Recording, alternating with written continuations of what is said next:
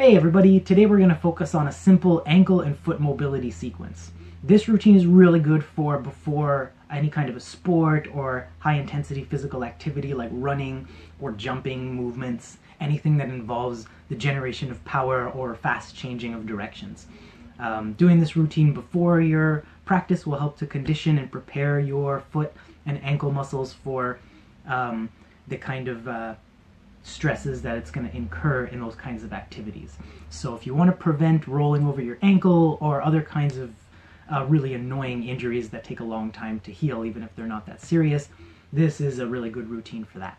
So to start, you can either be cross-legged or have one leg out in front of you, or you can even be sitting on a chair and just kind of crossing your leg like this.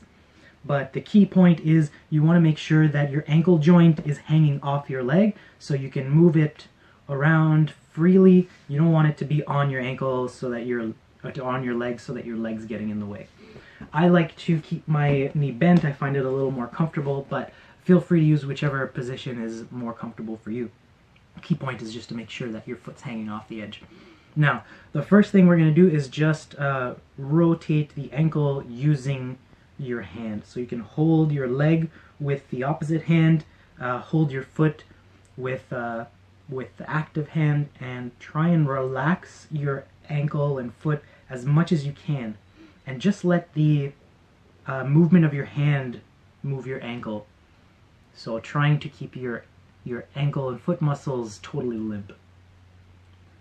I recommend trying to go very slowly through this movement, through your full range of motion, and 3 times in each direction is pretty good. So when you go very slowly in your full range of motion, you'll feel certain ranges where maybe your foot can't relax. It's actually acting. Some muscle is contracting against the movement.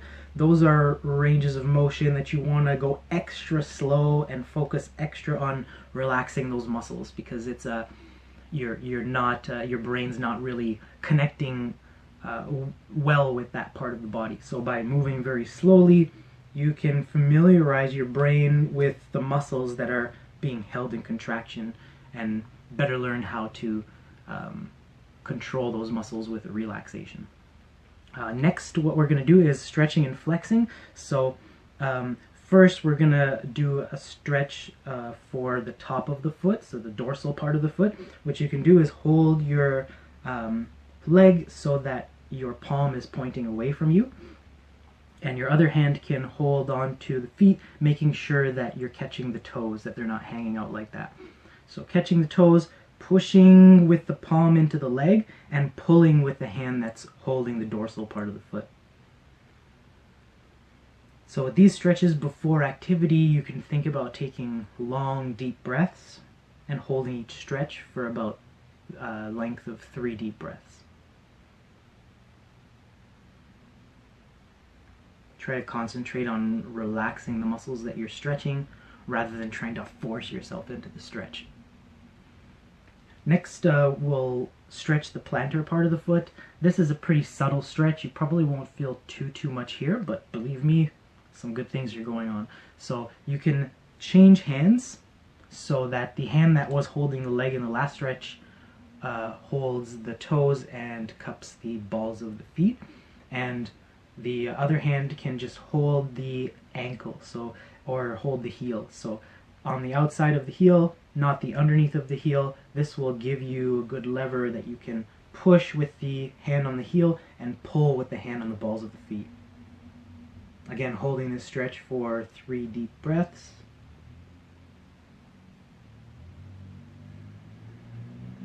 If you're doing these kind of stretches after exercising, you can hold them for as long as 2 minutes would be ideal, but before an exercise we're not really trying to increase your flexibility or range of motion. We're just trying to familiarize yourself with the end ranges. Next, a little bit of SELF-SHIATSU in between the tarsal bones. Those are the little kind of bones leading up to each toe. So there's one going up to the big toe, one going up to the second toe, and you can try to get in the valley between those two. Start close to the ankle. This is where you have your tarsal bones starting.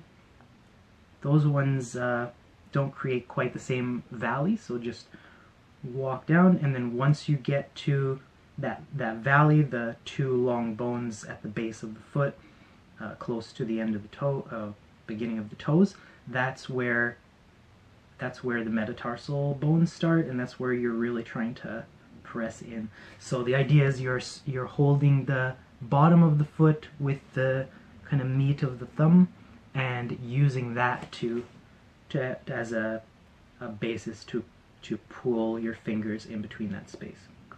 So I recommend going down that line 3 times in a row.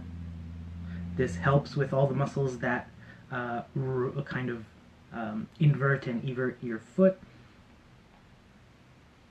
And the other side will do the same thing between the pinky toe and the second from the end. Starting close to the ankle and working down the tarsals until you can feel that valley between those two metatarsals. Working your way down to the end. And again, 3 times in a row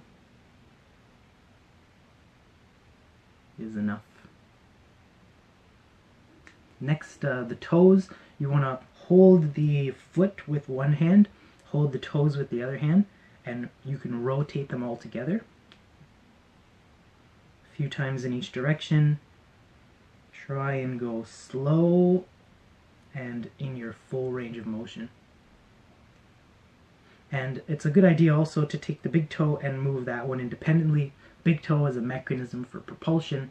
You're going to use it a lot, so getting some mobility in those joints will be a good idea. If you have extra time, you can do each individual toe, and you can spend more time on it than I'm spending here, but it's a good way to go. But the bare minimum, all the toes together and the big toe separately would be helpful as well. And that's it for that ankle movement. So I'm going to do it on the other side and just demonstrate for you.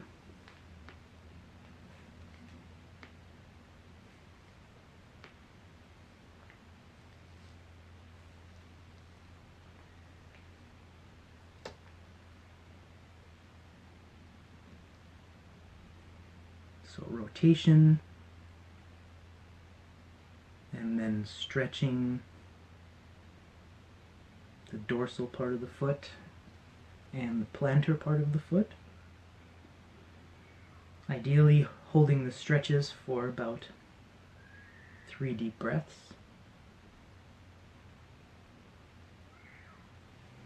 Then going between the tarsals and metatarsals of the big toe and second toe. 3 passes is good.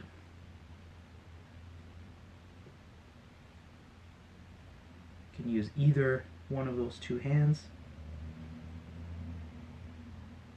And the other side between the pinky and the second toe from the end.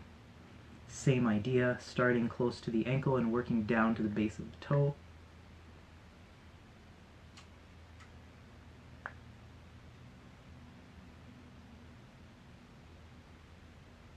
And then rotation of the toes, holding them all together, holding the foot, and rotating big circles 3 times in each direction.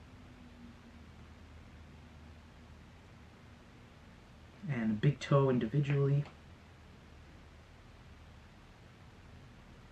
And if you have extra time, you can do each other toe individually.